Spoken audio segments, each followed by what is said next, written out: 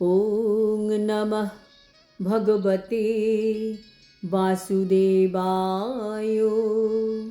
শ্রীমদ্ ভগবদ গীতা ত্রয়োদশ অধ্যায় প্রকৃতি পুরুষ বিবেক যোগ। হরে কৃষ্ণ। আজ আমরা প্রকৃতি পুরুষ বিবেক যোগের 10, 11 এবং 12 নম্বর শ্লোকগুলি শুনব। আসক্তি অনভিসঙ্গা পুত্রদার গৃহাদিষু নিত্যং চ সমচিত্যত্তম ইষ্ট অনিষ্টয়ুপপত্তিষু ময়ি চানন্য যোগেন ভক্তিরব্যভিচারিণী বিবিক্তদেশ সেবিতম অরতির্জনসংসদি অধ্যাত্মজ্ঞান নিত্যত্বং তত্ত্বজ্ঞানার্থদর্শনম এতজ্জ্ঞানমিতি প্রক্তম অজ্ঞানং যততোন্যথা। অনুবাদ। স্ত্রী পুত্র গৃহাদিতে অভিনিবেশ রহিত, সুখ দুঃখে সমচিত্তত্ব, আমার প্রতি অনন্য ও অব্যভিচারিণী ভক্তি, নির্জন স্থানপ্রিয়তা, জনাকীর্ণ স্থানে অরুচি, অধ্যাত্ম জ্ঞানে নিত্যত্ব বুদ্ধি এবং তত্ত্বজ্ঞানের প্রয়োজনীয় অনুসন্ধান, এই সমস্ত জ্ঞান বলে কথিত হয় এবং এর বিপরীত সব কিছুই হচ্ছে অজ্ঞান। তাৎপর্য: ভগবান 8 থেকে 12 নম্বর শ্লোকে 20টি বিশেষত্ব বর্ণনা করেছেন, যার দ্বারা এই বিশেষ জ্ঞান অর্জন করা যায়। 8 আর 9 নম্বর শ্লোকে আমরা কিছু বিশেষত্ব জানতে পেরেছি। এখন ভগবান বলছেন আসক্তি শূন্যতা, মানে সব কর্মই করবে কিন্তু আসক্তি রহিত হয়ে, আত্মীয় স্বজন, স্ত্রী পুত্র সকলের মধ্যে অ্যাটাচড না হয়ে সুখে দুঃখে সমভাবে থাকতে হবে। ভগবানে সম্পূর্ণ ভক্তি, নির্জন স্থানে থাকতে বেশি ভালো লাগা, যেখানে বেশি লোকজনের কোলাহল সেখানেই ভালো না লাগা, অধ্যাত্ম জ্ঞানে উৎসাহ এবং তত্ত্বজ্ঞান অনুসন্ধান করতে সব সময় উৎসাহী। ভগবান বলছেন এই সমস্ত যার মধ্যে থাকবে তিনি জ্ঞানী, আর বাকিরা হচ্ছে অজ্ঞানী। স্ত্রী পুত্র গৃহের প্রতি অনাসক্ত হওয়ার অর্থ এই নয় যে তাদের প্রতি কোনো অনুভূতি থাকবে না। তারা অবশ্যই স্নেহের বিষয়, কিন্তু তারা যদি পারমার্থিক উন্নতি সাধনের অনুকূল না হয় তাহলে তাদের প্রতি আসক্ত হওয়া উচিত নয়। গৃহকে আনন্দময় করে তোলবার শ্রেষ্ঠ উপায় কৃষ্ণ ভাবনার অনুশীলন। কেউ যদি পূর্ণরূপে কৃষ্ণ ভাবনাময় হন তাহলে তিনি অনায়াসে তার গৃহকে অতি মনোরম সুখের আলয়ে পরিণত করতে পারেন। কারণ কৃষ্ণ ভক্তির এই পন্থা অতি সরল। কেবলমাত্র প্রয়োজন হরে কৃষ্ণ কৃষ্ণ কৃষ্ণ হরে হরে, হরে রাম রাম রাম হরে হরে, এই মহামন্ত্র কীর্তন করা, কৃষ্ণ প্রসাদ গ্রহণ করা, ভগবদ গীতা ও শ্রীমদ্ ভাগবতের মতো শাস্ত্রগ্রন্থের আলোচনা করা এবং ভগবানের শ্রী বিগ্রহের অর্চনা করা। এই 4টি বিধি অনুশীলন করলে অনায়াসে সুখী হওয়া যায়। পরিবারের প্রত্যেককে এই শিক্ষা দেওয়া উচিত। পরিবারের সকলে মিলে সকাল ও সন্ধ্যায় একত্রে বসে হরে কৃষ্ণ কৃষ্ণ কৃষ্ণ হরে হরে, হরে রাম রাম রাম হরে হরে, এই মহামন্ত্র কীর্তন করতে পারে।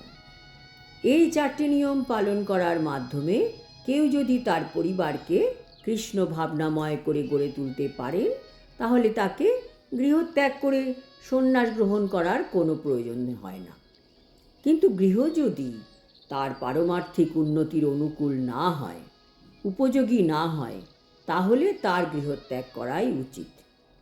কৃষ্ণতত্ত্ব জ্ঞান লাভের জন্য অথবা কৃষ্ণ সেবার জন্য সব কিছু উৎসর্গ করা উচিত, ঠিক যেমন অর্জুন করেছিলেন। অর্জুন তার আত্মীয় স্বজনদের হত্যা করতে প্রথমে নারাজ ছিলেন, কিন্তু তিনি যখন বুঝতে পারলেন যে তার সেই আত্মীয় স্বজনেরা তার কৃষ্ণ ভক্তির প্রতিবন্ধক, তখন তিনি শ্রীকৃষ্ণের নির্দেশ অনুযায়ী যুদ্ধে প্রবৃত্ত হলেন এবং তাদের হত্যাও করলেন। সর্ব অবস্থাতেই মানুষকে সাংসারিক জীবনের সুখ ও দুঃখ থেকে অনাসক্ত থাকা উচিত, কারণ এই জগতে কেউই সম্পূর্ণরূপে সুখী হতে পারে না বা সম্পূর্ণরূপে দুঃখীও হতে পারে না। সুখ ও দুঃখ হচ্ছে জড় জীবনের অপরিহার্য অঙ্গ। ভগবদ গীতার উপদেশ অনুসারে এগুলিকে সহ্য করতে চেষ্টা করা উচিত। সুখ ও দুঃখের গমনাগমন আমরা নিয়ন্ত্রণ করতে পারি না, তাই এই জড় জাগতিক জীবনের প্রতি অনাসক্ত হওয়া উচিত এবং তখন স্বাভাবিকভাবেই এই সুখ ও দুঃখ উভয়েরই প্রতি সমভাবাপন্ন হওয়া সম্ভব হবে। সাধারণত যখন আমরা আমাদের কাম্য বস্তু লাভ করি তখন আমরা অত্যন্ত আনন্দিত হই, আর যখন আমরা অবাঞ্ছিত কোনো বস্তু প্রাপ্ত হই তখন আমরা দুঃখিত হই। কিন্তু আমরা যদি যথাযথভাবে পারমার্থিক স্তরে অধিষ্ঠিত থাকি তাহলে এই বিষয়গুলি আমাদের আর বিচলিত করতে পারবে না। এই স্তরে অধিষ্ঠিত হতে হলে আমাদের কি করতে হবে? নিরবচ্ছিন্নভাবে ভক্তিযোগে ভগবানের সেবা করতে হবে। অবিচলিতভাবে শ্রীকৃষ্ণের সেবা করার অর্থ কি? শ্রবণ, কীর্তন, স্মরণ, বন্দন, অর্চন, পাদসেবন, দাস্য, সখ্য ও আত্মনিবেদন, এই নববিধা ভক্তির অনুশীলন করা। কেউ যখন পারমার্থিক জীবন অবলম্বন করেন তখন তিনি স্বাভাবিকভাবেই বৈষয়িক লোকদের সঙ্গে আর মেলামেশা করতে চান না। অসাধু সঙ্গ তার স্বভাব বিরুদ্ধ।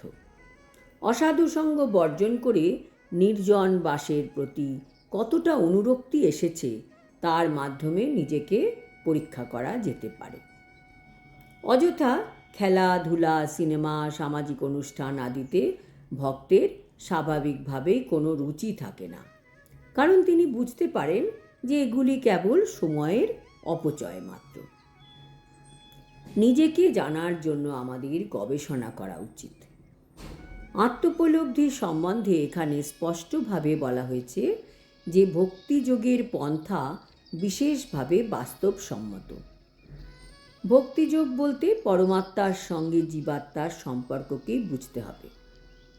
জীবাত্মা ও পরমাত্মা কখনোই এক হতে পারে না, অন্তত ভক্তি মার্গে। পরমাত্মার প্রতি জীবাত্মার এই সেবা হচ্ছে নিত্য সেবা। অদ্বয় পরম তত্ত্ব হচ্ছে ব্রহ্ম, পরমাত্মা ও ভগবান। এই তিন রূপে উপলব্ধি করা যায়। পরম তত্ত্বের চরম উপলব্ধি হচ্ছেন ভগবান। সুতরাং সেই চরম স্তরে উন্নীত হয়ে পরমেশ্বর ভগবানকে উপলব্ধি করা উচিত এবং ভক্তিযোগে তার সেবায় নিযুক্ত হওয়া উচিত। সেটি জ্ঞানের পূর্ণতা। অমানিত্য থেকে শুরু করে পরম তত্ত্ব পরমেশ্বর ভগবানকে উপলব্ধি করার স্তর পর্যন্ত এই পন্থাটি একটি সিঁড়ির মতো, যেন একতলা থেকে শুরু করে ছাদ পর্যন্ত উঠে গেছে। এখন এই সিঁড়িতে বহু লোক আছেন যারা একতলা, দুতলা অথবা তিনতলা আদিতে পৌঁছে গেছেন, কিন্তু যতক্ষণ পর্যন্ত না সর্বোচ্চ তলায় পৌঁছানো যাচ্ছে, যা হচ্ছে কৃষ্ণোপলব্ধি, ততক্ষণ পর্যন্ত তারা জ্ঞানের নিম্ন পর্যায়েই অবস্থিত। সকলেরই উচিত নম্র হওয়া এবং সর্ব অবস্থাতেই নিজেকে ভগবানের নিয়ন্ত্রণাধীন বলে মনে করা। আজ এই পর্যন্ত। আগামী শ্লোকে ভগবান বলবেন, আমাদের সবাইকে জ্ঞাত বস্তু ব্রহ্ম সম্বন্ধে জানতে হবে, তবেই আমরা অমৃতত্ব লাভ করতে পারব। হরি ওম তৎসৎ। হরে কৃষ্ণ।